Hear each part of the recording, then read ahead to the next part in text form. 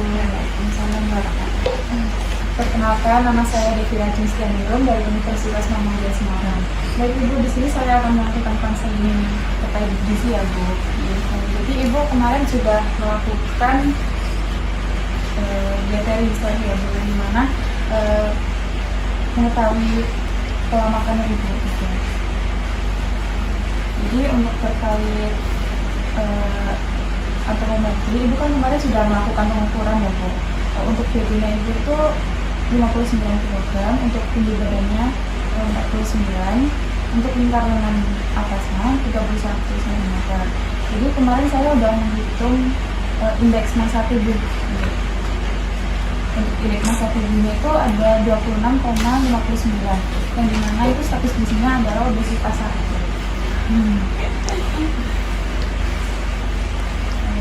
Selanjutnya ada biokimia ya Ibu. Kemarin kan sudah dilakukan pemeriksaan biokimia. Untuk asam uratnya itu terdapat 5,3, yang dimana itu berstatus normal ya Ibu.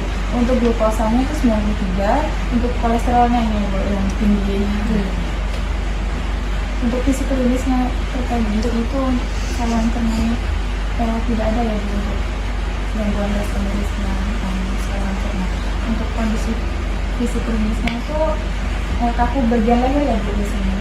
Nah, kalau kolesterol, Iya. Sering pusing gitu ya. Berarti cuma kaku bagian leher aja.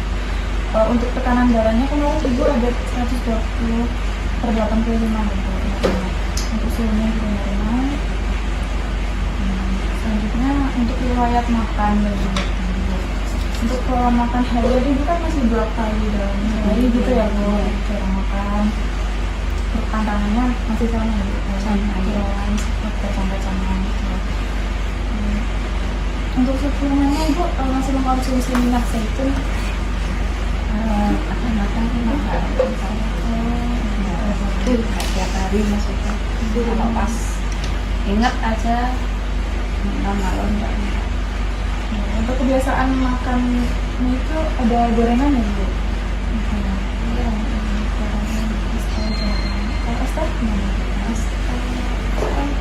Kalau pas biasanya makan dua ya, sekarang kan ya satu enggak ini Dagingnya jarang ya Bu? Kalau ayam sering ya? ayam sering, dulunya yang sering tiap hari ayam. Untuk riwayatnya itu Ibu pernah ada keluhan gitu ya?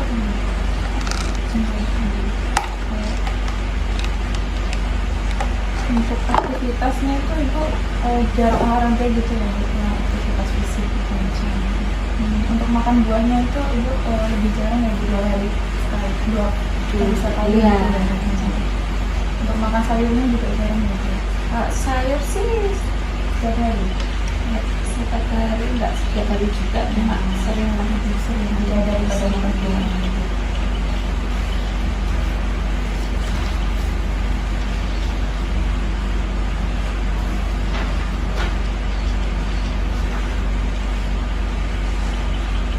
Baik, selanjutnya itu ada diagnosis untuk kasus energia itu berlebihan itu kan berkaitan dengan apa namanya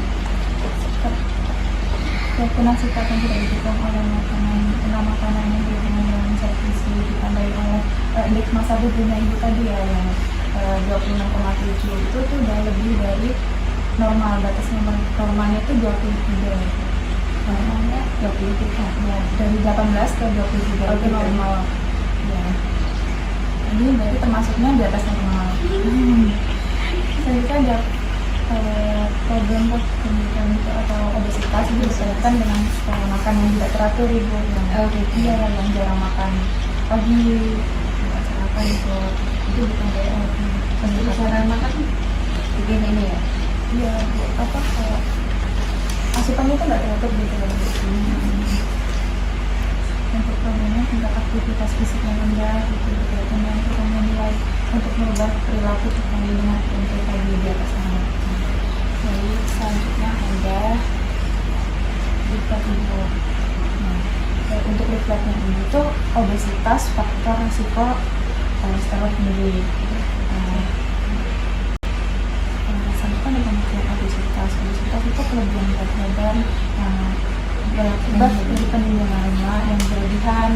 keseimbangan asupan energi yang langsung dengan energi yang digunakan atau aktivitas fisik itu tadi dalam jangka waktu yang lama secara terus menerus gitu ya Bu.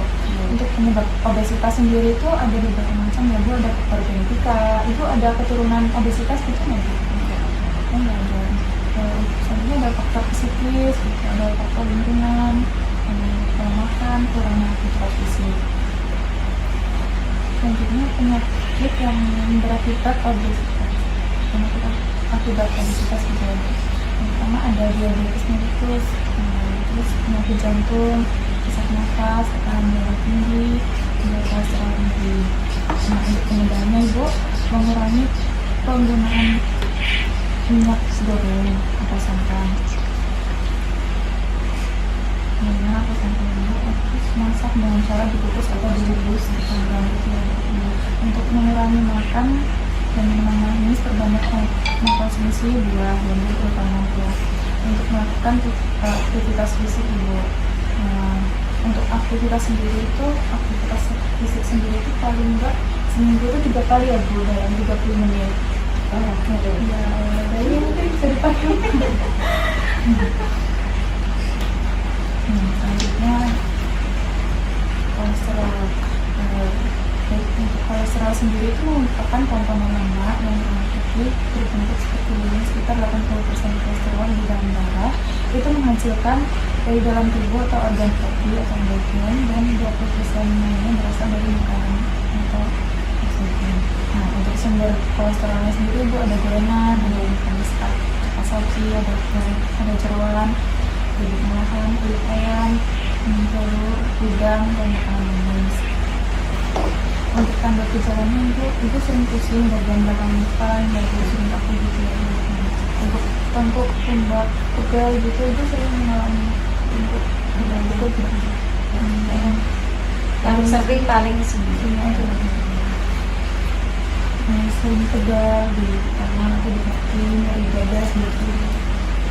Penyebab kolesterol sendiri Bu ada riwayat keluarga, Ibu mungkin ada keturunan kolesterol di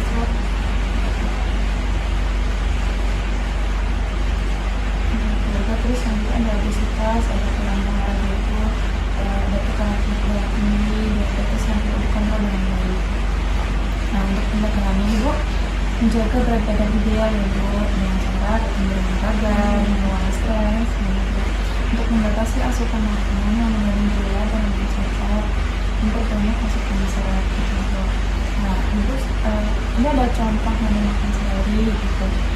Ini buat saran menunya aja gitu, ini udah dibuka sesuai dengan kebutuhan Ibu. Udah dibuka sesuai untuk makan paginya itu sekitar 100 gram atau 2 centong nasi, kemudian untuk malam yang bisa opsional sih Bu, apa aja yang penting kurangi gorengan tadi ya Bu.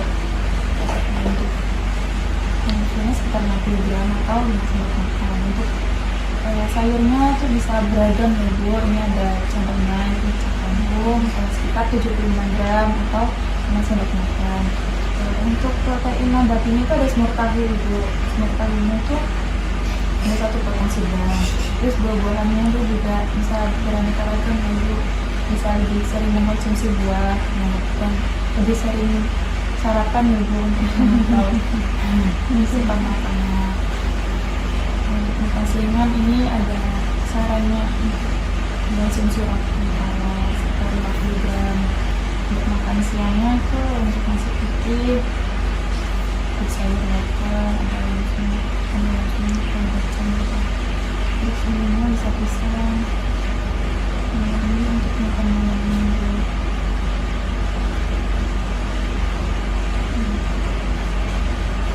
Buat Ibu ini mungkin bisa untuk dibaca-baca. Jadi Ibu kira-kira untuk perubahannya itu bisa dilakukan yang mana gitu Ibu? Dari asupannya atau dari aktivitas fisik gitu mungkin? Pasti ini ya mainnya jarang. Terus kukus sih ini baru prosesnya Mbak. Kukus ya Bu? Tahu nggak kukus, terus apa namanya cipang kecil itu, baby baby itu itu lebih sehat sih Kalau sana wortel, minyak, bisa suka saya coba mau lihat kolesterolnya. Kemarin pas waktu di mana murahan kan kolesterolnya Risa tinggi lah 8. Kemarin kan itu tadi 5,3 ya. Yang punya Mbak yang di awal itu kan 5,3 itu. Oh, asam urat. Iya, pas waktu di kelurahan kemarin 8. Naik lagi. Makanya nyoba namanya. Mungkin ini bisa dijadikan panduan ya Bu untuk mengonsumsi makanan sehari-harinya. Jadi Bu, dari sini apakah ada pertanyaan Bu? Kalau misalnya apa namanya kuning telur itu juga ini ya banyak ininya ya Mbak. Kuning telur itu loh Ya, itu yang banyak ininya ya. lebih mengandung banyak lemak. Harusnya harus yang putihnya aja. Ya kalau bisa sih Bu, mengurangi kuning telur sih. Ini soalnya emang di sini tertera dari sumber kolesterolnya ya Bu.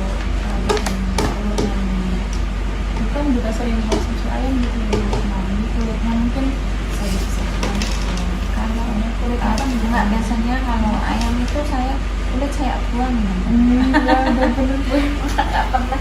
Akhirnya anak kan udah pada suka gitu, mesti saya buang nggak ikut dimasak gitu. Misalnya anak-anak tuh kalau ada kulit kan itu kayak apa namanya kayak geli-geli gimana gitu, nggak pada suka. Makanya daging-dagingnya aja kalau untuk ayam.